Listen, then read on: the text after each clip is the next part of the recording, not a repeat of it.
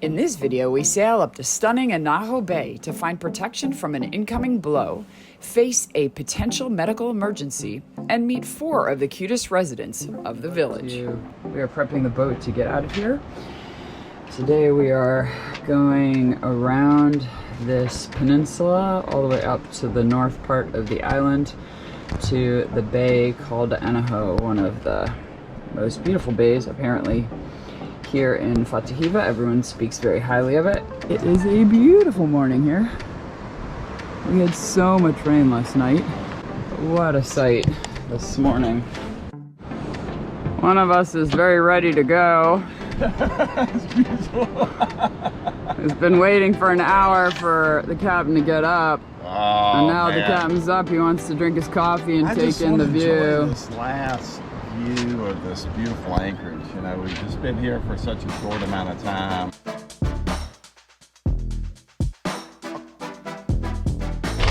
I'm up here scouting because on the way in, yesterday we got to see mantas. And I was hoping to get a better view up here of the mantas, but so far nothing yet. Yesterday we took the dinghy out here because the visibility was nothing inside the bay because of the rain and the runoff.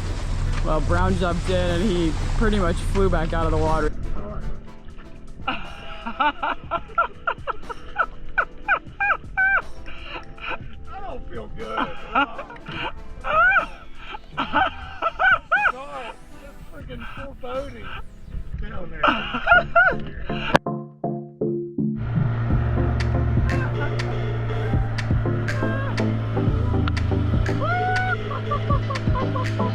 Just didn't feel good. Yeah. I jumped in and jumped back out the same, even though we totally know nothing was going to take us out as, you know, being part of the food chain. It's just not a good feeling when you can't see what's below you and it's a little bit murky and dark. It just never feels good. So anyway, it was pretty funny. We had a good laugh. We did meet a couple that was next to us and they said diving out at that rock was superb. And they're from Rangiroa, which is some of the best diving in French Polynesia. So pretty cool.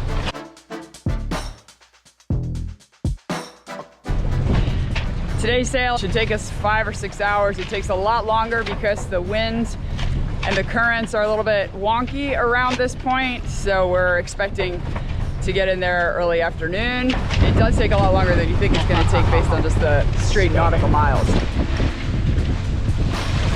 Oh, wow.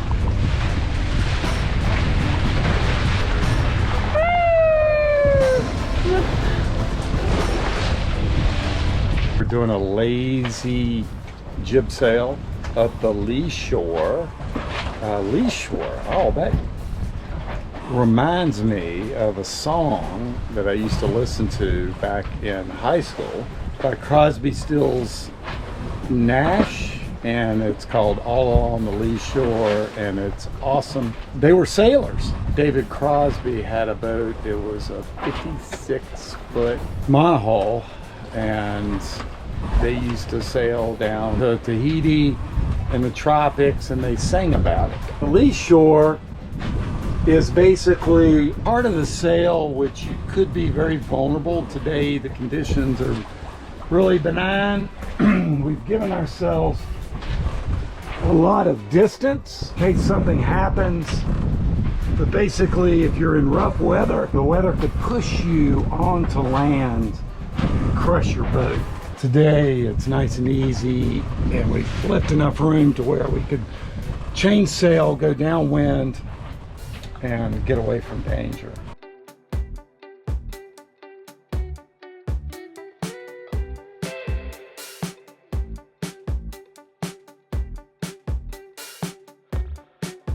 Wow, this is such a beautiful bay. This is Anaho Bay. We're going to be here to wait out the big blow that's coming.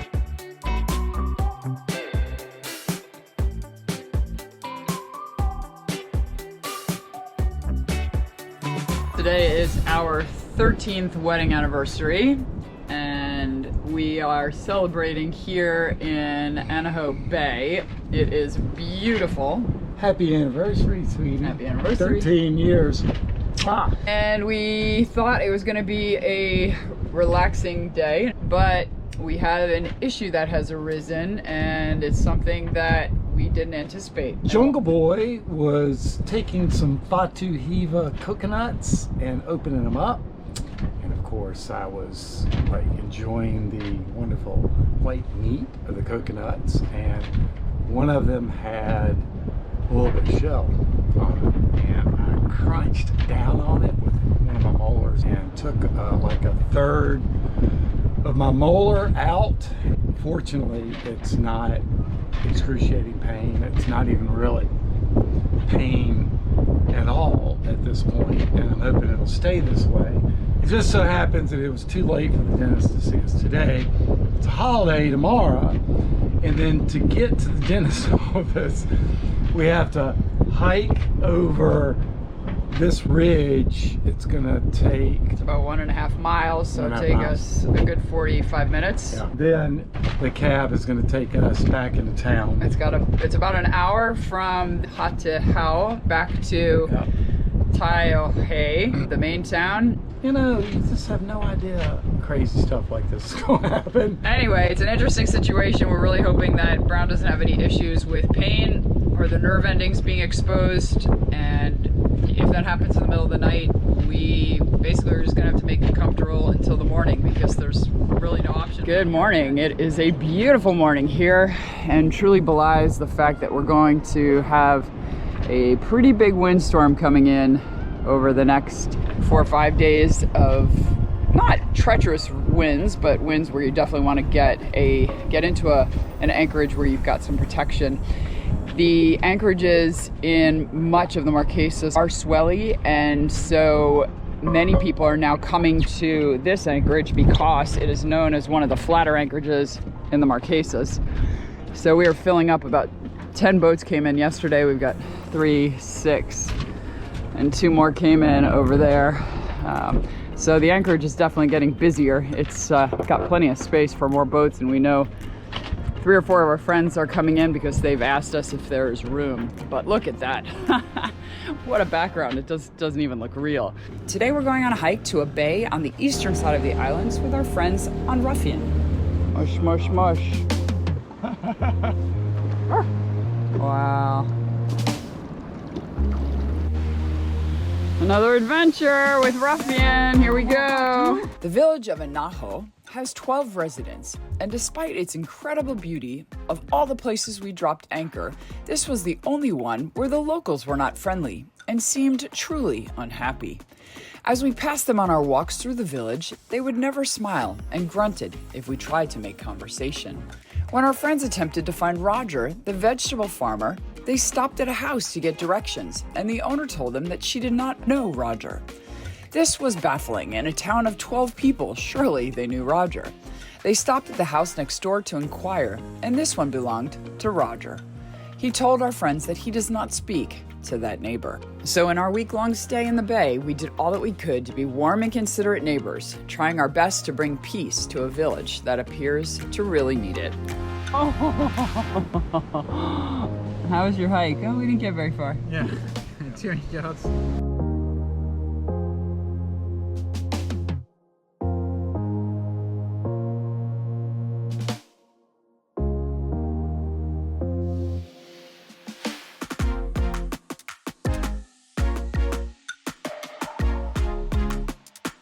So far, this path is absolutely stunning. And the cats are just beyond adorable.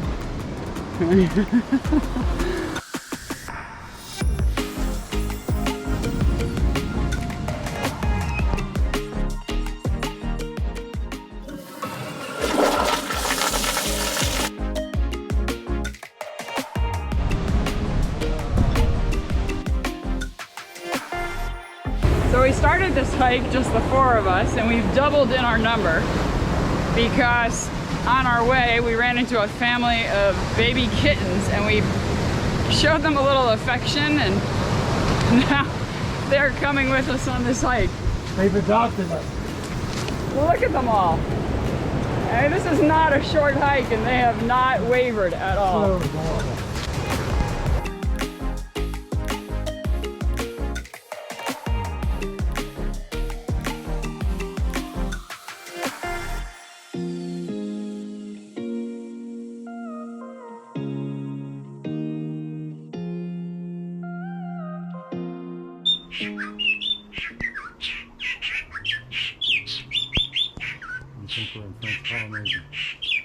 We thought we lost the kitties to this little farm, but they're all following us.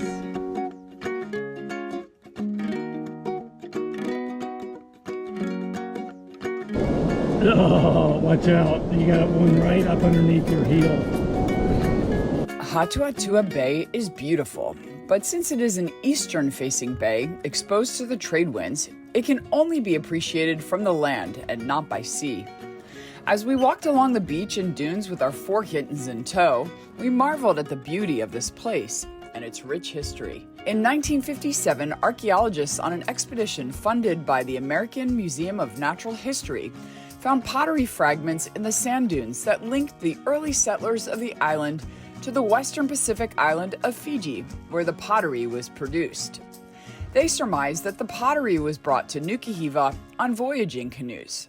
This was a crucial piece of evidence to later conclude that based on similarities in the languages, cultures, artifacts, and physiology of indigenous Hawaiians and Marquesans, the first Hawaiians had come from the Marquesas.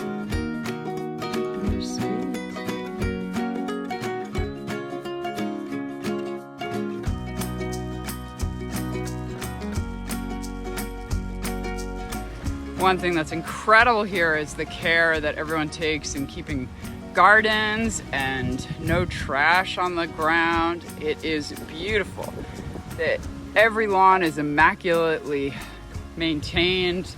Every garden is beautifully weeded.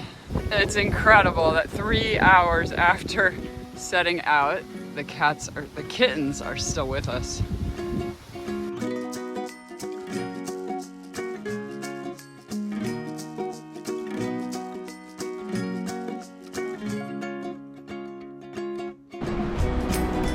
Oh, yes! I found the swimming pool. Wow, we had a great hike. We're back. All is well for us. Maybe not for Ruffian. All right! There we go. Uh-oh. Yeah, baby!